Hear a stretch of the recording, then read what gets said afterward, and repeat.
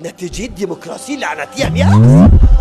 نگو خدا نیست، نگو خداوند هست. تو مسلمانی نه؟ من مسلمان نه. تو مسلمانی؟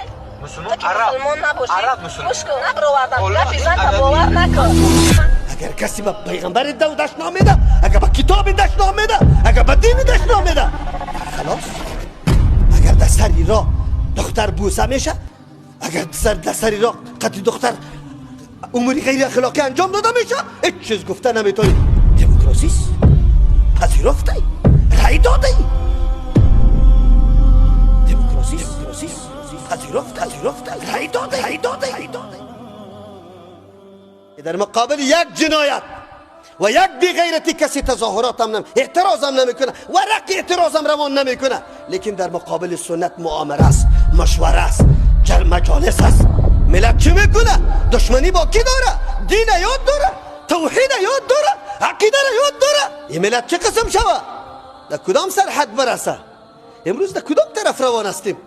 رسول الله صلی الله علیه وسلم چرا ما را میگه؟ برای چی میگه؟ این حالات آمده، شدت و اونت شده، روزگار سخت شده، بسیار سخت شده. در بدر شدیم. روزگارات تنها اینجا سخت نشده، رفت ملت ما، زن و خواهر ما میره اونجا ده دست یهودی نجس، ده دست نصارای نجس، ده دست غربیای نجس، بی عزت و بی پد شدن. کدام حالت نیسته که سری این ملت نشده؟ دین کجا رفته؟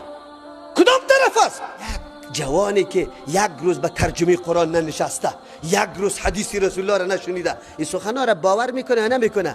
یک آیت سرسری ترجمه درستش هم به الله قسم نمیتونی، لیکن فتوای تکفیر قطعیت است. زده برو، مردم کافر کده برو، مسلمان نکده، تالی در اسلام داخل نکدی، وقت پس از در کفرش برسون.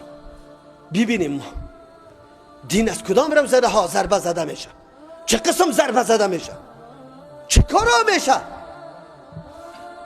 رسول الله صلی الله علیه و سلم بر ما میگه اگر ما نقصان در میکیال و میزان میکنیم، سه نتیجه شد. قحط سالی آمد، شدت معونت، اسباب معیشت سخت میشه. سیوم چیز چی است؟ و جور السلطان علیهم، ظلم پاچا بالای از یا.